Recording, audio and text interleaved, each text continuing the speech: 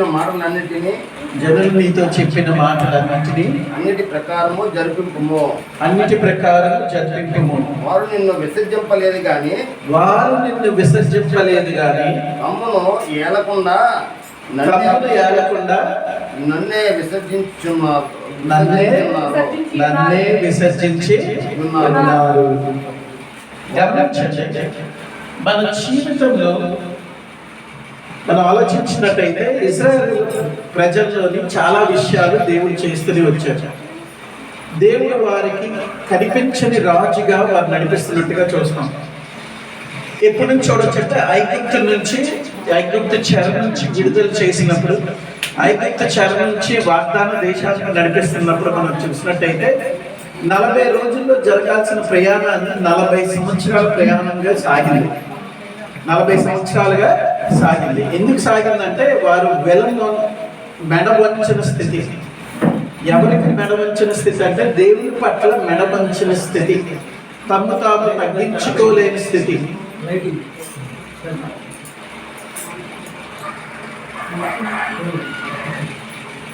మెడవంచిన స్థితి వారిలో కనిపిస్తుంది. అని మాట విననొల్లని స్థితిలోకి వెళ్ళిపోతాడు. ఇశ్రాయేలు అందరూ దేవుని మాట వినకుండా వారి ఇష్టానుసారంగా జీవించిన పరిస్థితులు మనకు తెలుసు. కానాని దేశానికి వచ్చిన తర్వాత కూడా వారు దేవుణ్ణి మర్చిపోయి అన్య దేవతలను, అన్య దేవుళ్ళను పూజించే స్థితిలోకి వెళ్ళిపోతారు. ఇదంతా జరిగిన తర్వాత అవన్నీ జరుగుతుంది. నిర్గమాకాండం నుంచి మనం చూసినట్టే ఇవన్నీ జరుగుతూనే వస్తాయి. నంబర్స్లో వస్తుంది, దాంట్లో వస్తుంది, దీంట్లో వస్తుంది, అన్నిట్లో వస్తుంది. వచ్చిన తర్వాత సమూయేలు గ్రంథంకి వచ్చినప్పుడు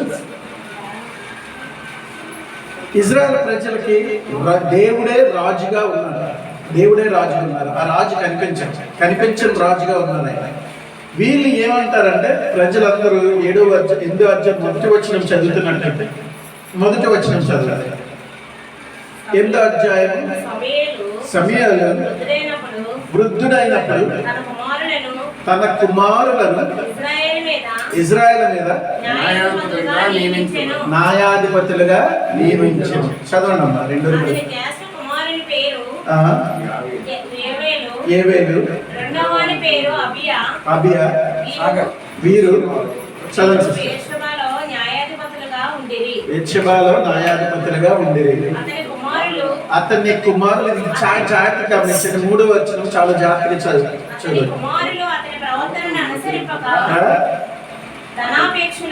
ధనాపేక్షులై లంచము తీసుకున్న వారిలాగా న్యాయమును తిప్పివేయ. చాలా సిస్టర్, థ్యాంక్ యూ. అలా చదివిన 8వ వచనం మనం చూసినట్టయితే దాని మూలవాక్యంగా తీసుకుంటే దానికి ముందు ఏం జరిగిందని ఆలోచిస్తే ఇజ్రాయెల్ రాజు సమూయేలు ప్రవక్తగా ఒక రాజుగా, న్యాయాధిపతిగా అక్కడ ఉన్నట్టుగా చూస్తున్నాం మనం. సమూయేలులో ఉన్న గొప్ప లక్షణం ఏంటంటే ఆయన దేవుని ఆలయంలో పెంచిన వాడిగా ఉంటాడు. ఎవరు పెంచారంటే ఏలీ అనే ఒక ప్రవక్త పెంచారు.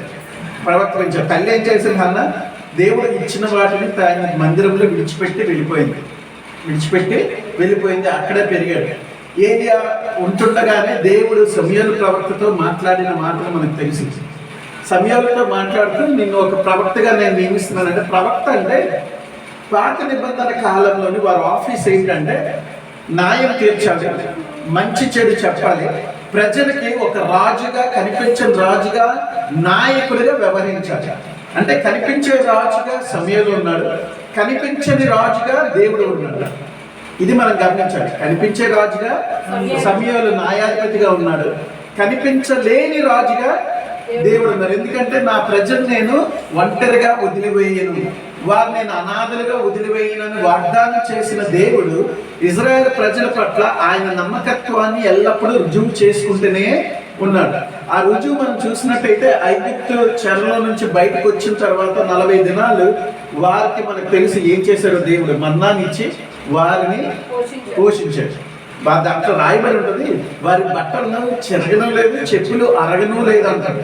అంటే చాలా గొప్ప వింత. 40 సంవత్సరాలు ఒకే బట్టలు, ఒకే చెప్పులు.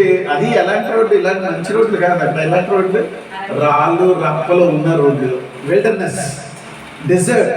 దాంట్లో కూడా దేవుడు అద్భుతంగా వారికి కలగజేసుకొని వారిని ఆశీర్వదించిన విషయం మనకు తెలుసు.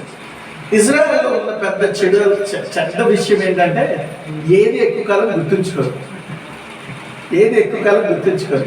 ఇవన్నీ చేసిన దేవుడు రాజుగా ఉండి వారికి ఏం కావాలో అన్ని సమకూరుస్తూ వస్తున్నా సరే 8వ అధ్యాయానికి వచ్చిన తర్వాత ఏం జరిగిందంటే సమూయేలు దగ్గరికి వచ్చారట. ప్రవక్త అయిన సమూయేలు దగ్గరికి వచ్చి ఆయనతో మాట్లాడడం ప్రారంభించాడు. అసలు సమూయేలు ఏమైందంటే వృద్ధుడైపోయాడు.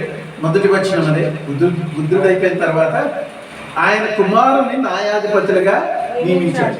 అసలు సమూయేలులో ఏ తప్పు లేదని వాక్యంలో చెప్పబడతారు. సమూయేలు దేవునికి దగ్గరగా జీవించిన ప్రవక్తగా మనం చూస్తాం. ఏలియా ఫెయిల్ అయిపోయాడు, కానీ ఆయన శిష్యుడైన సమూయేలు దేవుడు పట్ల భయభక్తులు కలిగి ఆయన జీవించిన వాడుగా మనం చూస్తాం. కానీ సమూయేలు కూడా కొన్ని తప్పులు చేసినట్టుగా మనం ఇక్కడ గమనించాలి. 2వ వచనం చదువుకున్నట్టయితే దేవుణ్ణి అడగకుండానే తన కుమారుల్ని న్యాయాధిపతులుగా నియమించాడు. గమనించండి, అది పెద్ద తప్ప అంటే తప్పు కాదు, కానీ దేవుని దృష్టిలో అది తప్పు అయి ఉండొచ్చు. ఎందుకంటే దేవుణ్ణి అడగకుండా చేసిన పని అది. పోనీ అది చేసేది అంతా దాన్ని. ఆ కుమారులు మంచివారు అయితే దేవుడు సంతోషించేవారు, ప్రజలు కూడా సంతోషించేవారు. ఇజ్రాయేల్ అందరూ కూడకట్టుకుని ఏం చేశారు? సమూయేలు ప్రవక్త దగ్గరికి వచ్చారు. వచ్చి కంప్లైంట్ చేయడం స్టార్ట్ చేశారు. ఏమని? మీరు నియమించిన మీ కుమారులు బెత్షెబాలో న్యాయాధిపతులుగా ఉన్నారు, వారి ఇష్టానుసారంగా చేస్తున్నారు. ఏం చేస్తున్నారు? వారు లంచాలు తీసుకుంటున్నారు. లంచాలు తీసుకుని ఏం చేస్తున్నారు? న్యాయాన్ని త్రిప్పివేస్తున్నారు. న్యాయాధిపతులకు ఉండాల్సిన లక్షణము న్యాయాన్ని త్రిప్పివేయకూడదు. న్యాయాన్ని బదిలపరిచేవారుగా ఉండాలి, న్యాయాన్ని స్థిరపరిచేవారుగా ఉండాలి. దేవుడు న్యాయాధిపతిగా ఉన్నాడు కాబట్టి ఆయనను అనుసరించేవారు, ఆయన నియమించబడిన వారైన బిడ్డలు ఏం చేయాలి? న్యాయాన్ని తీర్చాలి. కానీ ఇజ్రాయెల్ ప్రజలు ఎవరొచ్చినా సరే, ఎవరి దగ్గర అయితే డబ్బు ఉందో ఆ దగ్గర డబ్బు తీసుకుని ఏం చేస్తున్నారు? వాళ్ళు న్యాయాన్ని త్రిప్పివేస్తున్నారు. గమనించండి, సమూయేలు ప్రవక్తను మనం చూసినట్టయితే సమూయేలు చాలా మంచి ప్రవక్త, కానీ ఎక్కడ ఫెయిల్ అయిపోయాడో తెలుసా? ఒక తండ్రిగా ఫెయిల్ అయిపోయాడు. He failed as a father. ఏలియా గురించి ఆలోచిస్తే ఏలీ గురించి ఆలోచిస్తే ఏలియా కాదు, ఏలీ గురించి ఆలోచిస్తే ఏలీ కూడా తన కుమారుల పట్ల ఫెయిల్ అయిపోయాడు. Most of the servants of God, దేవుని సేవకులు చాలా మంది, అంటే అలాగే జరుగుతుందని లేదు, చాలా సేవకురాళ్ళు కూడా ఎక్కడ ఫెయిల్ అవుతున్నారంటే పిల్లల్ని పెంచే విధానంలో ఫెయిల్ అయిపోతున్నారు. పిల్లలు చేయవలసిన కార్యక్రమం దేవుని భయభక్తుల్లో పెంచకుండా దేవుని పనే ముఖ్యమని, అంటే దేవుని పని ముఖ్యమే, మళ్ళీ నేను పని ముఖ్యం కాదన్నట్టు, దేవుని పని ముఖ్యమే, కానీ పిల్లలకి ఇవ్వాల్సిన సమయాన్ని ఇవ్వకుండా వారి ఇష్టానుసారంగా జీవించడం ప్రారంభించారు. సమయంలో అదే చేశాడు, ఏలీ అదే చేశాడు. ఏం చేశాడంటే బిడ్డల్ని పెంచలేదంట. ఏలీ కుమారులు ఎంత దుష్టత్వానికి దిగజారిపోయారంటే దేవుని మందిరంలో పై గేట్ దగ్గర పనిచేసే ఆడవారిని వారు చెడిపేవారుగా ఉన్నారంట. గమనించండి, ఇలాంటి స్థితిలోని దేవుడు ఏం చేశాడంటే సమూయేలుని నిలబెట్టాడు. సమూయేలు ప్రవర్తన నిలబెట్టాడు. సమూయేలు ఏమైనా తన కుమారుల్ని మంచిగా పెంచాడంటే అది పెంచలేదు. అక్కడ ఫెయిల్ అయిపోయారు. Prophets fail in raising their children according to the word of God. దేవుని వాక్యానుసారంగా తన బిడ్డలను పెంచలేని వారు ఉన్నట్టుగా మనం చూస్తున్నాము. గమనించండి, ఇదంతా జరిగిపోయింది. కుమారులను న్యాయాధిపతులుగా పెట్టారు. వాళ్ళు వచ్చి చెప్పారు. ఏమని చెప్పారంటే వాళ్ళు న్యాయం తీర్చేవారుగా లేరు, కానీ న్యాయాన్ని త్రిప్పేవారుగా ఉన్నారు అని చెప్పి సమూయేలుతో ఒక మాట మాట్లాడుతున్నారు. ఏమని తెలుసండి? ఒక మాట మాట్లాడుతున్నారు, మాకు ఒక రాజుని ఇవ్వండి అని. చదవండి అమ్మా, నెక్స్ట్ వచనాలు. ఇవాళ 1 నుంచి 8 ధ్యానం చేద్దాం. ఇజ్రాయేల్ పెద్దలందరూ కూడి రామాలో వచ్చి చిత్తగించుము, నీవు వృద్ధుడవు, నీ కుమారులు కాదు గనుక సకల జనుల మర్యాదను చొప్పున మాకు ఒక రాజును నియమింపము, అతను మాకు న్యాయము తీర్చునని అతనితో అనిరి. అంటే అర్థం ఏంటో ఆలోచించండి. సమూయేలు ఏమంటున్నారంటే నీ కుమారుడు న్యాయం తీర్చలేదు, నువ్వు కూడా మాకు న్యాయం తీర్చట్లేదు. ఎలాగ అన్యాయం చేసావంటే నీ కుమారులు మా పైన న్యాయాధిపతులుగా నియమించి నువ్వు చేయవలసిన దేవుని కార్యాన్ని నువ్వు ఫెయిల్ అయిపోయావు. సమయంలో మనం చాలా గొప్ప ప్రవక్త అంటాం. సమయంలో ఏ తప్పు చేయలేదు అంటారు. నిజంగా ఆయన ఏ తప్పు చేయలేదు, కానీ ఎక్కడ తప్పు చేశాడు? ఆయన తన కుమారుల్ని న్యాయాధిపతిగా నియమించడంలోనే తప్పు చేశాడు. మంచి ప్రవర్తన లేనట్టు వారిని, మంచి అలవాట్లు లేనట్టు వారిని, మంచి బుద్ధి లేనట్టు వారిని ఏం చేశాడు ఆయన కుమారులు? తనకు తెలిసి ఉండొచ్చు, తనకి తెలిసి ఉండొచ్చు. ఏలియన్ కూడా అలాగే అన్నారు, నీ కుమారులు చెడువారు కాదా? దేవుడు మాట్లాడుతుంటారు, నీ కుమారులు చేసిన తప్పిదం వలన ఈ దినాన్ని చాలా మంది బాధపడుతున్నారని చెప్పారు. బాధపడుతున్నారని దేవుడు ఏలితో మాట్లాడిన మాటలు మనకు తెలుసు. అది ఎక్కడంటే మొదటి సమయాల గ్రంథంలో 2-3 అధ్యాయం నుంచి చదివితే తెలుస్తుంది. ఇంటికెళ్ళి చదవండి. ఏలి గురించి రాస్తూ అంటారు, మీ కుమారులు చాలా తప్పు చేస్తున్నారు. అలాగే సమయల్ ప్రవక్త యొక్క కుమారులు కూడా సమయలకి ఏలి విషయంలో ఏం జరిగిందో సమయలకు తెలుసు, కానీ ఆయన కూడా తన కుమారులు ఎలా పెంచాలో ఫెయిల్ అయిపోయాడు. గమనించండి, తల్లిదండ్రులుగా మనకు చాలా బాధ్యత ఉంది. దేవుని సేవకులు అయి ఉండొచ్చు, సేవకులు కాకుండా ఉండొచ్చు. ఎవరినైనా దేవుడు ఇస్తున్న పెద్ద బాధ్యత ఏంటంటే మన కుమారులను కుమార్తెలను వాక్యానుసారంగా పెంచడం. వాక్యంలో సమయల్ ప్రవక్త చాలా గొప్పవాడు, చాలా గొప్పవాడు. ఎందుకంటే న్యాయాధిపతిగా ఒక ప్రవక్తగా ఉన్నాడు.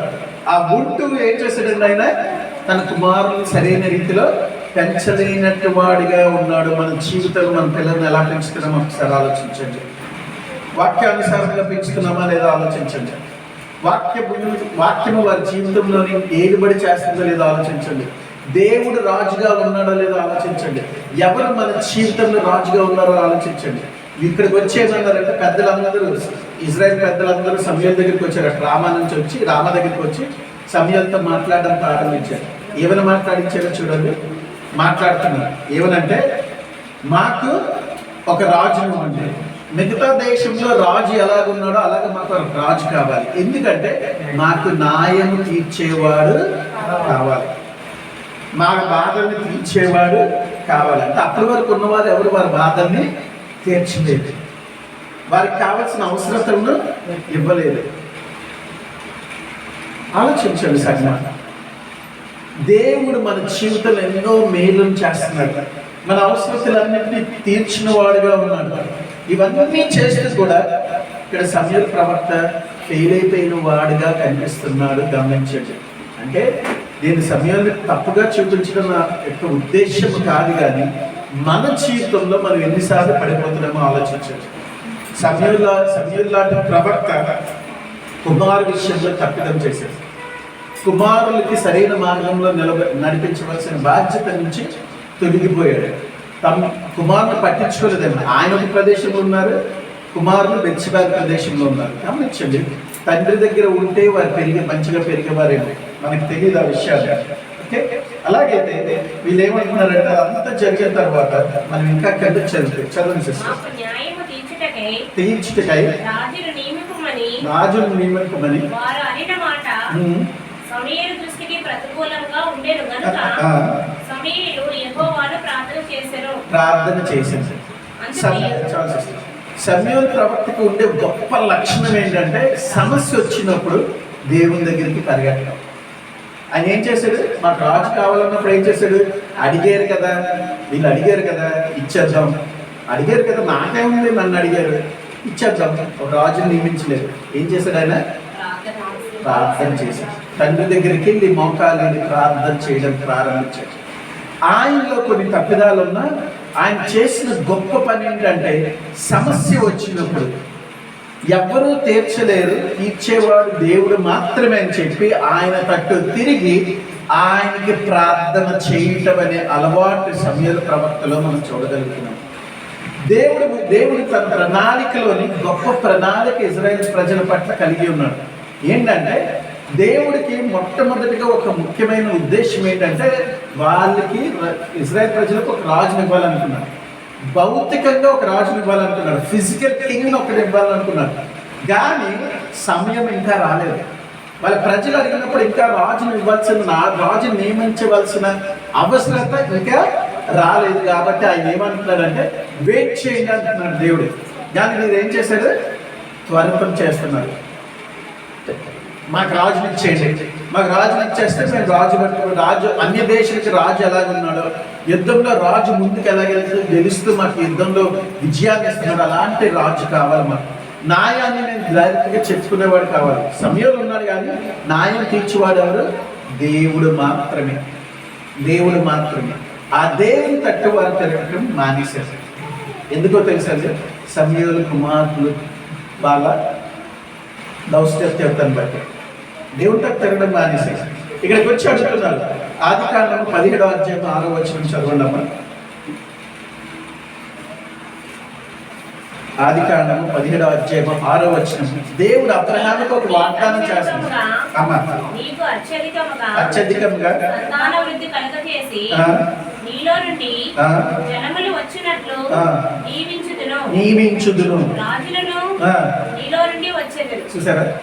దేవుడు అబ్రహాముకి వాగ్దానం చేస్తున్నప్పుడే నీ సంతానాన్ని నేను అభివృద్ధి చేస్తాను.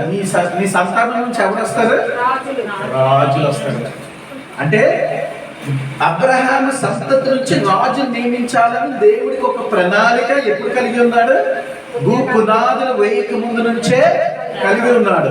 వాగ్దానం చేస్తూ అబ్రహాంతో ఏమంటున్నాడంటే, నేను రాజుని ఇస్తాను, మీకు కావాల్సిన భౌతికమైన రాజుని నేను నియమిస్తాను, కానీ మీరు వెయిట్ చేయండి అన్నారు.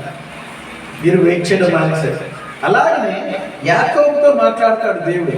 49 ఆదికాండం 49వ అధ్యాయం 10వ వచనం చదవండి అన్నమాట. కాదు 35వ అధ్యాయం, ఆదికాండం 35వ అధ్యాయం 11వ వచనం.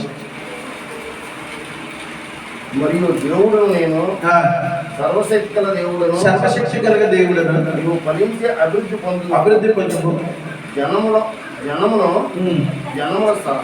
సమూహమును నీ వలన కలుగును, రాజులను నీ గర్భవాసములో పుట్టెదరు. గమనించండి, యాకోబుతో మాట్లాడుతూ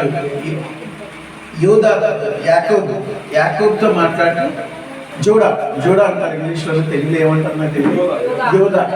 యోధాతో మాట్లాడుతూ ఏమంటారంటే, నీ నుంచి నేనేం చేస్తాను? రాజుల సంతతిని తీసుకొస్తాను. అంటే దేవుడు ఒక్కొక్క ట్రైబ్కి ఒక్కొక్క పనిని అప్పచెప్పాడు. లేవీయులకి ఏం అప్పచెప్పాడు? సేవ అప్పచెప్పాడు. అలాగే యోధా వారికి యోధాకి ఏం అప్పచెప్పాడు? ఆయన సంతతి వారందరూ రాజులుగా నియమింపబడ్డారు. ఈ రెండు విషయాలు మనం గమనించండి. రాజులుగా నియమింపబడ్డాడు యోధాకు సంతతి వారు. సో దేవునికి ఉద్దేశం ఏంటో తెలుసండి, యోధా సంతతి నుంచి వచ్చే వారిని రాజుగా చేయాలట. కానీ మొదటి రాజు అయిన సౌల్ని ఎక్కడి నుంచి వచ్చారో తెలుసండి? బెన్యామీను గోత్రం నుంచి వచ్చాడు. ఈ రెండు విషయాలు మనం గమనించాలి. ఎక్కడి నుంచి వచ్చారు?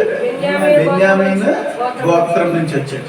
అంటే దేవుడి ప్రణాళికకు మనం సిద్ధపడి వెయిట్ చేయకపోతే ఏం జరుగుతుందో తెలుసా?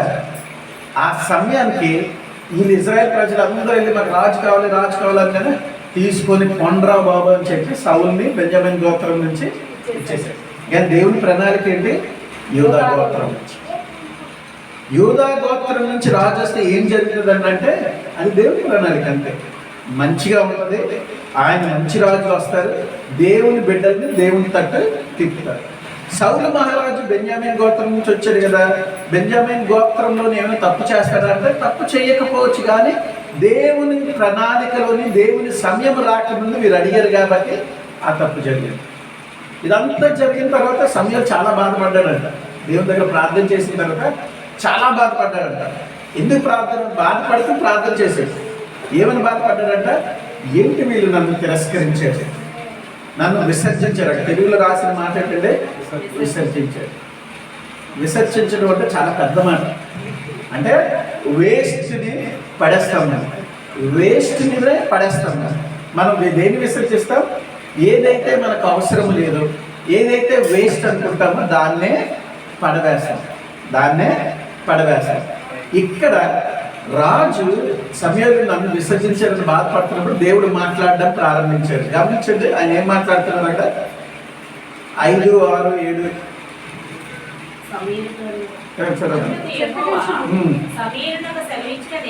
సెలవిచ్చినదేమనగా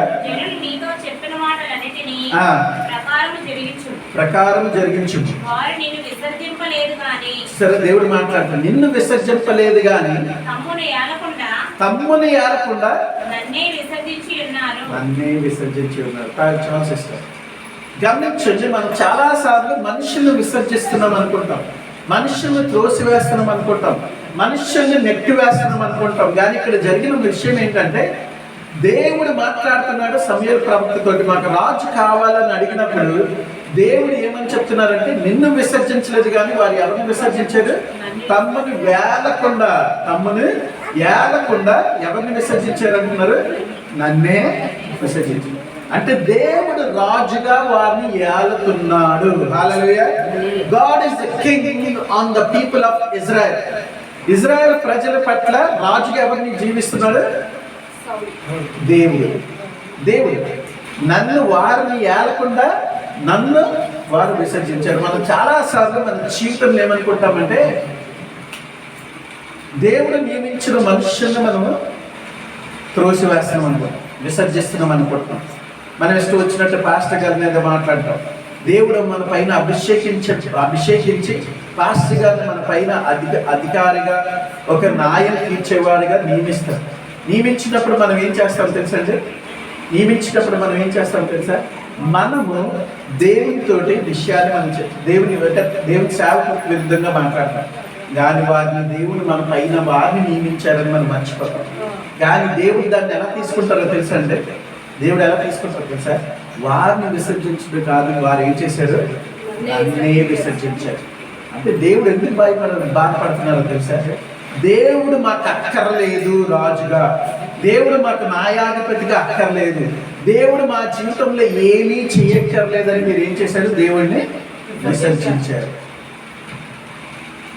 యూదులకి తెలిసిన విషయం ఏంటో తెలుసండి, ఇజ్రాయెల్ ప్రజలకు తెలిసిన విషయం ఏంటో తెలుసండి, ప్రతి విషయంలో దేవుడు వారికి అండదండగా ఉన్నాడు.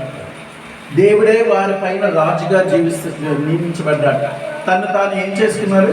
వారికి కావాల్సినంతకు ఇస్తూనే ఉన్నారు. అందుకనే మీరు ఆలోచించినట్టయితే దేవుడు అట్లా బాధపడుతున్న విషయం ఏంటంటే, వీరు ఎంత చేసి నన్ను మర్చిపోతున్నారు. మనం చాలాసార్లు దేవుడు చేసిన మేలును మర్చిపోతుంటాం, దేవుడు చేసిన గొప్ప కార్యాన్ని మర్చిపోతుంటాం. మనం ఏదో గొప్పవారం అయిపోయామనుకుంటాం. కానీ మనం గమనించాల్సింది ఏంటంటే, మన పైన రాజు ఎవరు ఉండాలి? దేవుడే కలిగి ఉండాలి. ఎవరైతే మారు మనసు పొందారో, ఎవరైతే దేవుడే రక్షకుడిగా అంగీకరించారో, వారి జీవితాన్ని ఎవరు ఏలుబడి చేయాలి? దేవుడు మాత్రమే. ఇంకెవ్వరు ఏలుబడి చెయ్యకూడదు. ఎవరైనా ఏలుబడి చేయడానికి మనం కానీ వారికి స్థానాన్ని ఇస్తే దేవుణ్ణి మనం విసర్జించిన వారిగానే ఉంటాము. దేవుణ్ణి విసర్జిస్తే ఏమవుతుందో తెలుసండి? మనకి న్యాయము జరగదు. దేవుణ్ణి రాజుగా విసర్జిస్తే ఏం జరుగుతుందో తెలుసండి? మనకి రావాల్సింది ఏ ఆశీర్వాదం మనకి రాదు. మనం దేవుని న్యాయాధిపతిగా విసర్జిస్తే, రాజుగా విసర్జిస్తే ఏం జరుగుతుందో తెలుసండి? మనకు కలగవలసిన ఆశీర్వాదాలన్నింటినీ మనం కోల్పోతూనే ఉంటాము. న్యాయబద్ధమైన విషయాల్లో కోల్పోతుంటాము. మన ఆరోగ్యం చెడిపోద్ది. మనం ఏ విషయంలో అయినా ఓడిపోయిన వారుగానే ఉంటాము. ఇంకా మనం ఆలోచిస్తే 8వ అధ్యాయంలో ఈ విషయం మాట్లాడింది. 7వ అధ్యాయంలోనైతే దేవుడు ఫిలిస్తీన్ మీద యుద్ధానికి ఇజ్రాయెల్ వెళ్ళినప్పుడు దేవుడు వారికి ఆ యుద్ధంలో జయాన్ని ఇచ్చాడు. వారి గొప్ప సమూహంగా వచ్చాడు ఫిలిస్తీన్. కానీ వారి పైన దేవుడు ఏం చేశాడు? ఇజ్రాయెల్కి విజయాన్ని ఇచ్చాడు. ఆ విజయాన్ని కూడా వారు మర్చిపోయారు. రాజుగా వారు వాగ్దాన దేశాన్ని స్వతంత్రించుకునేటప్పుడు చాలా యుద్ధాన్ని చేయవలసి వచ్చింది. ప్రతి యుద్ధంలోని దేవుడు వారికి విజయాన్ని ఇచ్చాడు. అవన్నీ మర్చిపోయారు. వారు ఏమడుతున్నారు తెలుసంటే, మాకు ఒక రాజుని ఇవ్వండి, భౌతికమైన రాజును మాకు ఇవ్వండి. భౌతికమైన రాజు ఉంటే మేము ఏమవుతాము? మాకు యుద్ధం చేస్తాడు, మా తరఫున యుద్ధం చేస్తాడు, మా తరఫున విజయాన్ని తీసుకొస్తాడు. కానీ వారు మర్చిపోతుంది ఏంటో తెలుసా? విజయం ఇచ్చేవాడు ఎవరు? దేవుడు మాత్రమే. యుద్ధం చేస్తున్న వారు ఎవరు? దేవుడు మాత్రమే. దేవుడు వారి పట్ల నిల్చొని యుద్ధం చేస్తున్నారని వారు మర్చిపోతున్నారు. గమనించండి. అందుకే నేను ఒక ఫిజికల్ థింగ్ కావాలంటున్నారు. మన జీవితంలో రాజుగా ఎవరున్నారో ఒకసారి ఆలోచించండి. దేవుడు ఎవరు మనకి రాజుగా ఉన్నాడో ఆలోచించండి. మనం చాలాసార్లు అనుకుంటే యోహాను సువార్త 19వ అధ్యాయం 15వ వచనంలోని అది చూడక్కర్లేదు, కానీ దాంట్లో వారు కేకలు పెడుతూ చంపండి చంపండి సిలువ వేయండి అని అరిచారు. పిలాతు వారితో మీ రాజును సిలువ వేయమంటారా అన్నాడు. ముఖ్య యాజకులు మాకు సీజరు తప్ప వేరే రాజు లేడు అని అన్నారు. మనకు తెలుసు కదా, దేవుడు సిలువ వేయబడుతున్నప్పుడు యేసుప్రభు గారిని పిలాతు రాజు ముందు సీజర్ రాజు ముందు నిలబెట్టారు కదా, పిలాతు రాజు ముందు నిలిచిపెడతారు. పిలాతు ముందు నిలిచిపెట్టినప్పుడు ఏమంటారు, ఈ యాజకులు అందరూ వచ్చి ఏమంటారంటే ఆయన సిలువేయండి సిలువేయండి చంపేయండి చంపేయండి అదే అంటారు. యోహాను సువార్త 19వ అధ్యాయం 15వ వచనంలో వారు కేకలు పెడుతూ చంపండి పిలాతు వారితో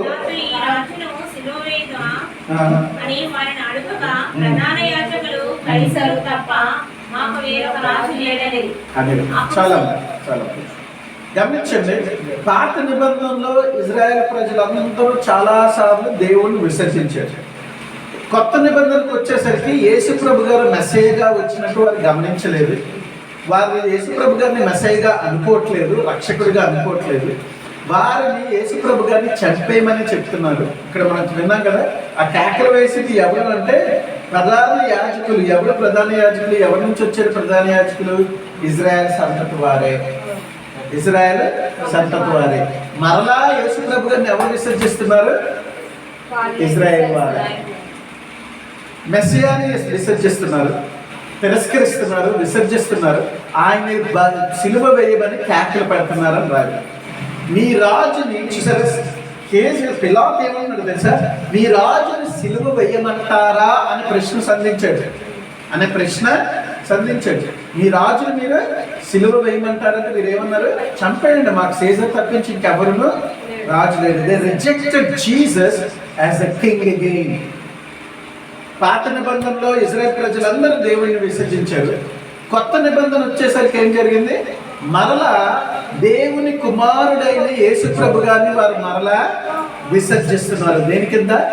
రాజు కింద ఉండకుండా ఉండాలి. ఎవరు ఉండకూడదు? యేసుప్రభు గారు రాజుగా ఉండకూడదు. మనం చాలాసార్లు అనుకుంటాము, మన జీవితంలోని మనం చాలాసార్లు ఏమనుకుంటామంటే దేవుణ్ణి మనం అంగీకరిస్తున్నాం అనుకుంటాము. గమనించండి, మనం చాలాసార్లు యేసుప్రభు గారిని మన జీవితంలో విసర్జిస్తూనే ఉన్నాము. We are throwing Christ as a waste from our lives. మన జీవితంలోంచి మనం ఏం చేస్తున్నాం తెలుసండి? దేవుణ్ణి ఎలాగైతే ఇజ్రాయెల్ ప్రజలందరూ విసర్జించారో, ఎలాగైతే దేవుణ్ణి వారు రాజుగా వద్దని అనుకుంటున్నారో, అలాగనే దేవుడు ఏం చేస్తున్నారు తెలుసా? ప్రజలందరూ ఇజ్రాయేలే కాకుండా మనం కూడా చాలా సార్లు దేవుణ్ణి మనము రాజు కింద అంగీకరించట్లేదు, విసర్జిస్తున్నాము, మాకు అక్కర్లేదని అంటున్నాము. యేసుప్రభు గారు విసర్జించబడినప్పటికీ నా పాపాల కోసం సిలువ యాగం చేశారు, సిలువ కార్యాన్ని చేశారు, సిలువ మీద మరణించారు, ఆయన రక్తాన్ని మన కోసం చిందించారు. ఆ రక్తం ద్వారా మనకు విడుదల కలిగి ఉన్నాము. గమనించండి, సిలువ కార్యాన్ని మనము విప్పి వెయ్యలేము. ఆయన చేసిన కార్యాన్ని వారు రక్షకుడిగా మనకు క్రీస్తు అక్కర్లేదన్న మాటలు మన జీవితంలో కలిగి ఉన్నాము. ఇజ్రాయెల్ ప్రజలు అన్నారు.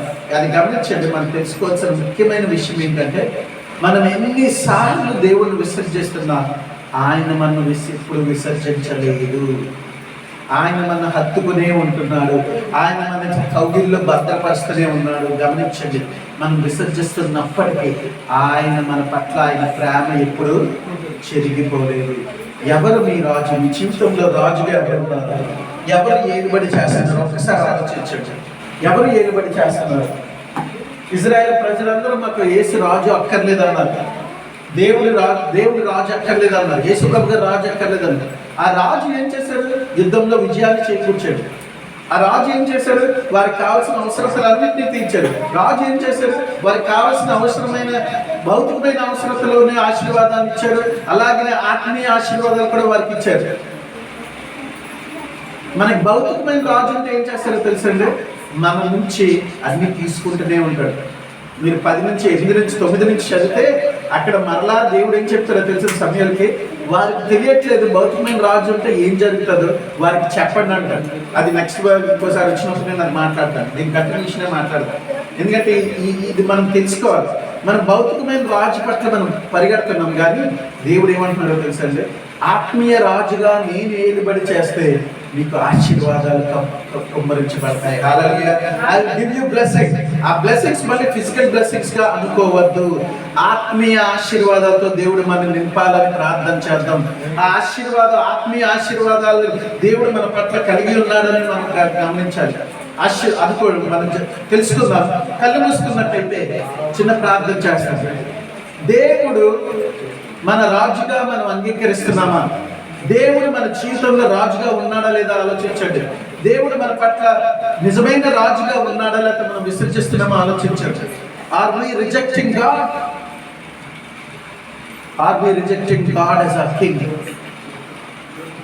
దేవుడు మన జీవితంలో రాజుగా ఉంటే దేవుడు ఆశీర్వాదాలు మన పైన కుమ్మరిస్తారు.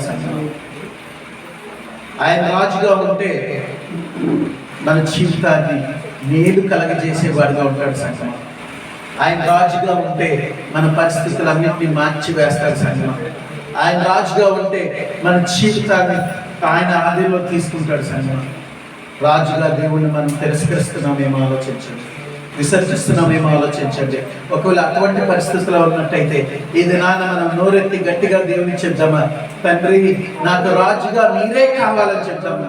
మీరే నాకు ఏలుబడి చేయదు నా జీవితం అని చెప్దామా? మీరు ఏలుబడి చేస్తే నా జీవితం మార్చివేయబడుతుందని చెప్పగలుగుతామా? మీరు ఏలుబడి చేస్తే నాకు కావాల్సిన ఆరోగ్యం ఉంటుందని చెప్పగలుగుతామా? దేవుడు తప్పించి మనకి ఎవ్వరూ లేరు సంగమా. దేవుడిని మనము దేవుడిగా అంగీకరిద్దాము. దేవునికి మనం నోరు తెరిచి కాసేపు ప్రార్థన చేద్దాం. మహిమ మహిమ మహిమ, పరిశుద్ధుడా పరిశుద్ధుడా పరిశుద్ధుడా అని ఎల్లప్పుడూ కొనియాడబడుతున్న మా పరలోక తండ్రి, మీ పాద సన్నిధికి ఈ సంఘంలో రావడానికి ఇచ్చిన కృపను బట్టి మీకు వందనాలు. మాతోటి మీరు మాట్లాడిన మాటలను బట్టి మీకు వందనాలు తండ్రి. ఎవరు మా జీవితంలో ఏలుబడి చేస్తున్నారని మేము ప్రక్షాళన చేసుకోవడానికి పరీక్షించుకోవడానికి ఈ పని పరీక్షించుకొని ప్రభా అనుసారంగా జీవించడానికి కృపను దయచేయమని జ్ఞాపకం చేసుకుంటున్నాం. మీరే మా పైన ఏలుబడి చేయండి తండ్రి. మీరు తప్పించి ఎవరిని మా జీవితంలో రాజుగా లేరు నాయన. ఇజ్రాయెల్ చేసిన తప్పిదాన్ని మేము చేయకుండా ఉండినట్లుగా ప్రభా మా పైన మీరే న్యాయాధిపతిగా న్యాయం చేయమని జ్ఞాపకం చేసుకుంటున్నాం తండ్రి.